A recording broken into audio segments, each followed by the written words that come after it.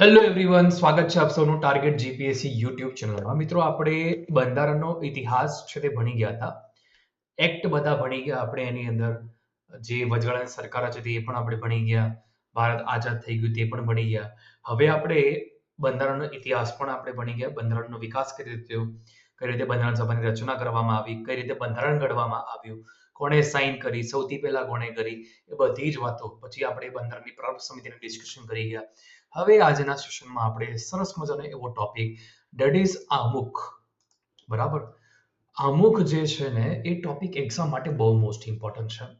આમુખ, સંઘ અને તેનું રાજ્યક્ષેત્ર, બે ટોપિક છે. સૌથી પહેલા આપણે આમુખને પૂરું કરીશું, પછી સંઘ અને તેના રાજ્યક્ષેત્રમાં જઈશું આપણે. ઓકે, ચલો તો ટોપિકની અંદર જઈએ. ભગવાનના દર્શન કરી લે ફટાફટથી અને પછી આપણે સ્ટાર્ટ કરીએ. જય શ્રી શ્યામ, જય નાગડો પ્રસન્ન નાગડો પ્રત્યો.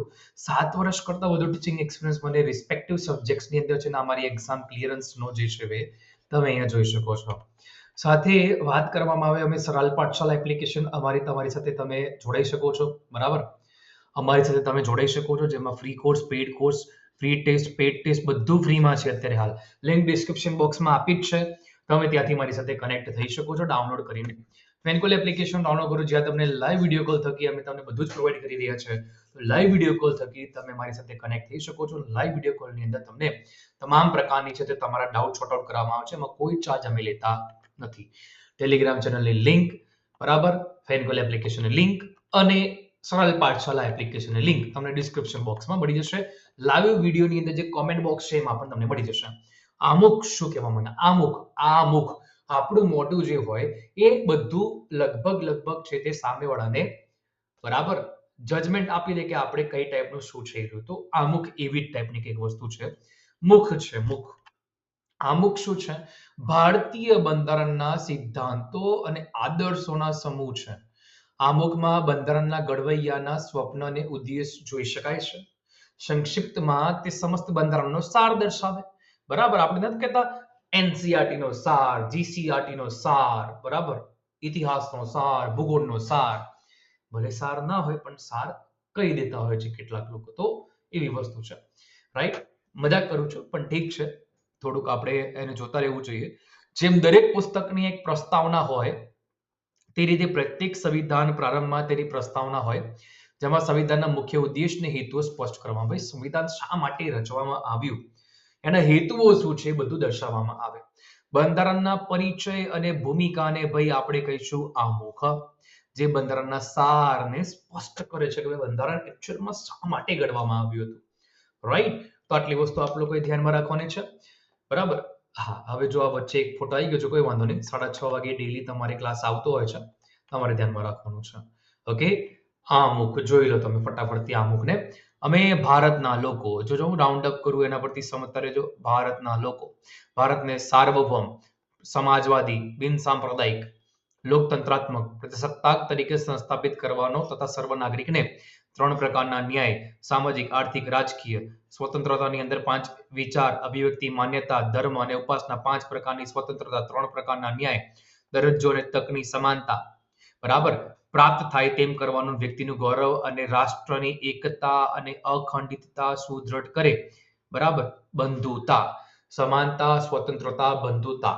રાઈટ, વિકસાવવાનો ગંભીરતાપૂર્વક સંકલ્પ કરીએ. અમે તારીખ 26 નવેમ્બર 1949 ના રોજ, જે માર્ગશીર્ષ શુક્લ સપ્તમી છે, રાઈટ, એમાં 2006 વિક્રમીના રોજ આથી આ સંવિધાન આપવાની તેને અધિનિયમિત કરીને અમને પોતાને અર્પિત કરીએ છીએ. એક જ તારીખ છે અને ભારત છે એવો શબ્દ એક જ છે. જોઈ લો તમે અહીંયા આખામાં કઈ બીજી વખત ભારત દેખાશે નહીં.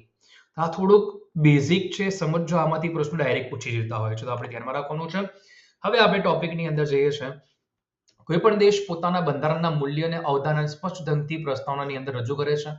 કોઈ પણ વિધાનમંડળ દ્વારા કરાતા કોઈ પણ કાયદાની શરૂઆતમાં તે કાયદો કોણે ઘડ્યો, ક્યારે ઘડાયો, કયા હેતુસર ઘડાયો, તે દર્શાવતું વ્યક્તવ્ય એટલે ભાઈ આમુખ. મેં ના કીધું સ્ટાર્ટિંગમાં તમને શા માટે ઘડાય, કોણે ઘડ્યું, શું માટે ઘડ્યું, એ આખું વક્તવ્ય છે એને આમુખ કહીશું. ભારતના બંધારણની પ્રસ્તાવના તે આધારભૂત દર્શન અને રાજકીય, ધાર્મિક અને નૈતિક મૂલ્યોનો ઉલ્લેખ છે, જે આપણા બંધારણનો આધાર છે. રાઈટ, આપણે ધ્યાનમાં રાખીશું આ વસ્તુને. આટલે સુધી આપ લોકોને ડન હોવું જોઈએ. નેક્સ્ટ વાત કરીએ છીએ આપણે આગળના પોઈન્ટ ઓફ વ્યૂમાં, તો ભાઈ પ્રસ્તાવના મુખ્યત્વે 3 ઉદ્દેશને પૂર્ણ કરે છે. પ્રસ્તાવના ત્રિસ્તોત્રને દર્શાવે છે, જેમાંથી બંધારણને શક્તિ પ્રાપ્ત થાય છે. બંધારણને શક્તિ પ્રાપ્ત થાય છે. પ્રસ્તાવના બંધારણ દ્વારા નિર્ધારિત ઉદ્દેશ્યોને અભિવ્યક્ત કરે છે. બંધારણની સ્વીકૃતિની તારીખ બંધારણની કેટલીક જોગવાઈઓની વ્યાખ્યામાં ઉપયોગી છે. રાઈટ.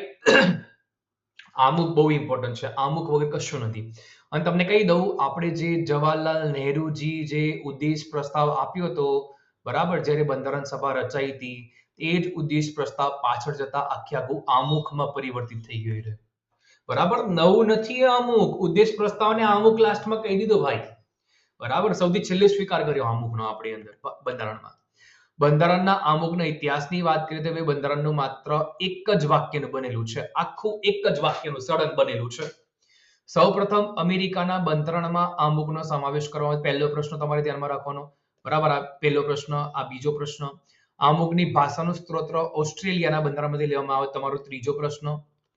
બરાબર, ભારતીય બંધારણનું આમુખ જે છે એ પંડિત જવાહરલાલ નહેરુ દ્વારા બનાવવામાં આવ્યું 13 ડિસેમ્બર 1946 ના દિવસે ઉદ્દેશ પ્રસ્તાવ સ્વરૂપે. આમાંથી બીજા 2-3 પ્રશ્નો નીકળે. મોસ્ટ ઇમ્પોર્ટન્ટ, બધામાંથી ઇમ્પોર્ટન્ટ પ્રશ્નો હું તમને આપીશ ભાઈ. એક જગ્યાએથી એવું નહીં બને કે ક્યાંય પણ આપણે બાકી રાખીશ. કઈ જ બાકી નહીં રાખીએ આપણે. બરાબર, તમને આપવાનું છે તો પૂરું જ દેવાનું. કશો કચાસ આપણે મૂકીશું નહીં. બરાબર, ચાલો. ઓકે સર, ઠીક છે. આપણે આગળ વધીએ છીએ નેક્સ્ટ પોઈન્ટ ઓફ વ્યૂમાં. બંધારણ સભા દ્વારા 22 જાન્યુઆરી 1947 ના દિવસે પ્રસ્તાવનાને અપનાવવામાં આવ્યું હતું. ધ્યાનમાં રાખજો આપ લોકો. અને તે પછી આમુખ તરીકે તેને ઓળખવામાં આવ્યું હતું. બરાબર, જે ઉદ્દેશ પ્રસ્તાવ છે 22 જાન્યુઆરી 1947 ના રોજ સ્વીકાર કરવામાં આવેલો. બરાબર, અપનાવવામાં આવેલું, આમુખ તરીકે ઓળખવામાં આવ્યું. આમુખનો ડ્રાફ્ટ સર બેનિગલ નરસિંહ રાવ દ્વારા તૈયાર કરવામાં આવ્યું હતું. આમુખને બંધારણ સભાએ 26 નવેમ્બર 1949 માં અંતિમ સ્વીકાર કર્યો છે. મોસ્ટ ઇમ્પોર્ટન્ટ, પેલું અપનાવ્યું, અહીંયા સ્વીકાર કર્યો 26 નવેમ્બર 1949. તો ધ્યાનમાં રાખજો ભાઈ, હવે મિસ્ટેક ના થાય તમારી અહીંયા ખાસ.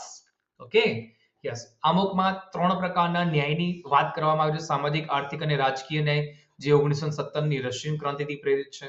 5 પ્રકારની સ્વતંત્રતા છે: વિચાર, અભિવ્યક્તિ, માન્યતા, ધર્મ, ઉપાસના. આમુખે બંધારણના ઘડવૈયાઓનું માનસ સમજવાની ચાવી છે. બરાબર, યસ.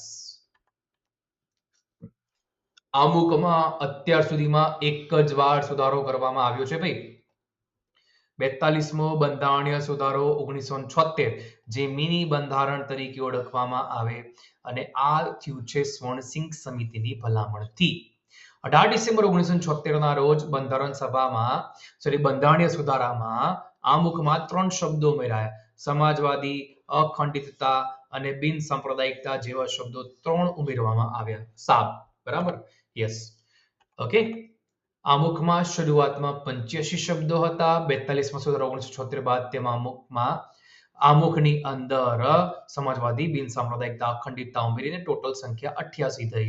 આમુખમાં માત્ર એક જ તારીખનો ઉલ્લેખ છે, 26 નવેમ્બર 1949. આમુખ અને બંધારણના મૂળ સ્વરૂપના પાનાની ડિઝાઇન છે એ બહોર રામ મનોહર સિન્હાએ તૈયાર કર્યું, અને જમણી બાજુ ખૂણામાં રામ તેમની ટૂંકી સહી છે. બરાબર, આના પછીના અહીંયાથી આપણે ચર્ચા કરીશું નેક્સ્ટ ક્લાસમાં. તેમ છતાં અહીંયા કરી લઈએ ફટાફટ. ભાઈ, બંધારણની પ્રસ્તાવનું સુલેખન કેલિગ્રાફી છે, પ્રેમ બિહારી રાયનારાયણ ઝાયદાએ કર્યું છે. આમુખના મુખ્ય ઘટકોની ચર્ચા આપણે નેક્સ્ટ ક્લાસમાં કરીએ છીએ.